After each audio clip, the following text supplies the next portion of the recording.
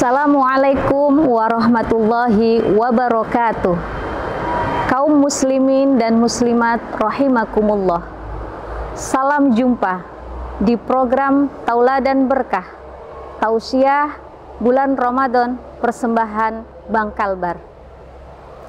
Baik, sebelumnya saya akan memperkenalkan diri saya.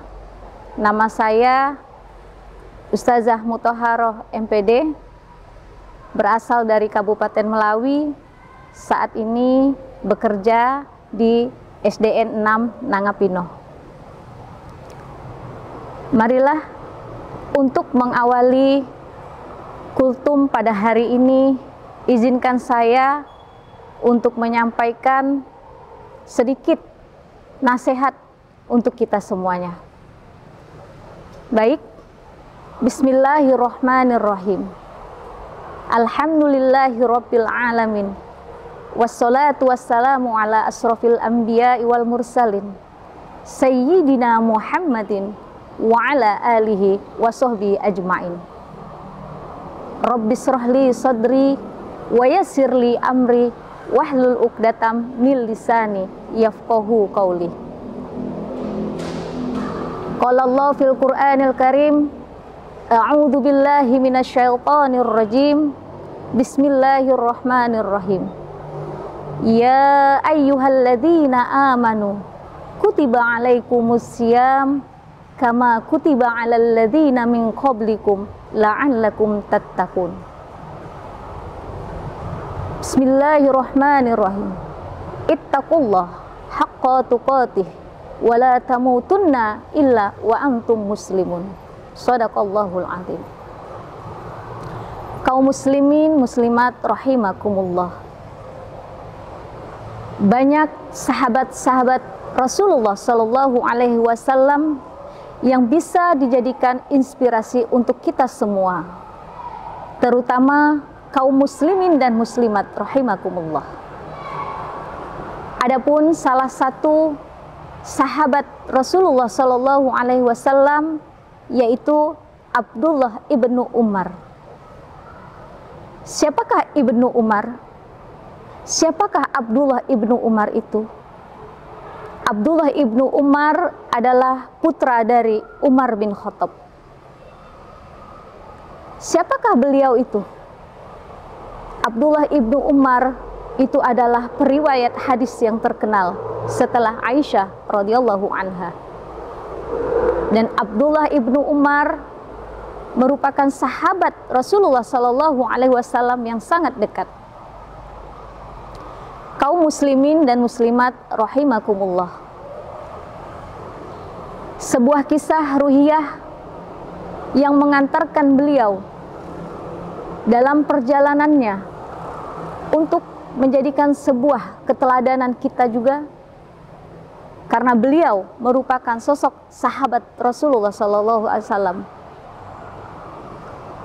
Dalam perjalanan beliau pernah terjadi mimpi ketika beliau sedang tertidur. Namun perlu kita ketahui, aktivitas beliau menjelang tidur itu tidak seperti kita sebagaimana yang biasa kita lakukan. Aktivitas beliau ketika beliau ingin tidur, melakukan wudu, bertasbih kepada Allah Subhanahu wa Ta'ala, dan senantiasa memohon kepada Allah Subhanahu wa Ta'ala. Setelah bertasbih kepada Allah Subhanahu wa Ta'ala, hingga terlelapnya beliau dalam tidur. Di tidurnya tersebut, beliau bermimpi bertemu dengan malaikat, yang mana malaikat membawa beliau ke suatu tempat. Tempat tersebut ternyata adalah api neraka. Dalam kisah ini akan kita dengarkan bersama kisah Abdullah ibnu Umar mengenai ibadah dan api neraka. Apa yang terdapat di dalam mimpi beliau? Bahwasannya beliau diajak oleh malaikat untuk melihat api neraka yang begitu panas. Beliau melihat di dalam mimpinya ternyata terdapat teman-teman beliau yang ada di dalam api neraka. Dengan hati yang sangat sedih, beliau selalu berdoa kepada Allah Subhanahu wa taala, "Ya Allah, lindungilah aku dari siksa api neraka." Kemudian beliau terdengar bisikan malaikat yang lainnya. Apa itu bisikannya? Malaikat yang lainnya berkata, "Engkau belum terjaga dari api neraka." Sontak hati beliau terasa sedih, sehingga terbangunlah beliau dari tidurnya. Suatu ketika setelah beliau bangun dari tidurnya dengan rasa sedih, beliau menghampiri Hafsah, yang mana Hafsah ini adalah saudara perempuan, putri dari Umar bin Khattab dan salah satu istri dari Rasulullah Shallallahu Alaihi Wasallam. Kemudian Hafsah menceritakan perihal mimpinya beliau kepada Rasulullah Shallallahu Alaihi Wasallam. Kemudian Rasulullah Shallallahu Alaihi Wasallam menjawab, "Sebaik-baiknya laki-laki adalah Abdullah ibnu Umar, jika engkau tetap istiqomah di dalam sholat malam." Kemudian malaikat mengingatkan kembali bahwasanya beliau harus terus istiqomah di dalam menjalankan sholat tahajud atau sholat malam. Dari cerita ini dapat mengingatkan untuk kita semua, di momen bulan Ramadan yang penuh berkah ini, tentunya kita berlomba-lomba untuk melakukan sebuah kebaikan, berlomba-lomba di dalam meningkatkan keimanan dan ketakwaan kita. Oleh karena itu, marilah kita menghidupkan sunnah-sunnah yang Rasulullah juga senantiasa melakukannya, yaitu sholat tahajud atau sholat malam. Sebagaimana di dalam Al-Baqarah ayat 183, bahwasanya kita diperintahkan untuk menjalankan ibadah puasa, itu tiada lain dan tiada bukan adalah untuk meningkatkan ketakwaan kita. Nah, salah satu cara kita untuk meningkatkan ketakwaan kita, mari kita menghidupkan sunnah-sunnah seperti tahajud atau qiyamul lail. Kaum muslimin muslimat rahimakumullah, banyak sekali keutamaan yang akan diperoleh oleh orang-orang yang melakukan sholat tahajud atau sholat malam. Yang pertama, Allah Subhanahu wa ta'ala akan membimbing di awal pekerjaannya.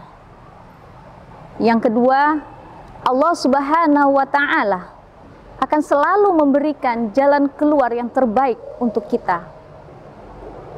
Allah Subhanahu wa ta'ala akan senantiasa mengangkat karir kita. Betapa memiliki nilai plusnya orang melakukan sholat tahajud. Di momen Ramadan tahun ini, sudah tentunya kita harus senantiasa meningkatkan keimanan dan ketakwaan kita. Semakin banyak kita melakukan rutinitas ibadah kita kepada Allah Subhanahu wa ta'ala, tentunya kita akan semakin dekat kepada Allah Subhanahu wa ta'ala. Perlu kita ketahui bahwa di momen Ramadan yang kali ini kita masih diberi kesempatan, umur yang panjang, badan yang sehat. Mari kita semua untuk senantiasa mendekatkan diri kepada Allah Subhanahu wa ta'ala, agar kita nantinya akan menjadi hamba-hamba Allah yang terselamatkan di dunia, dan tentunya akan bahagia di dunia dan terselamatkan dan bahagia pula di akhirat.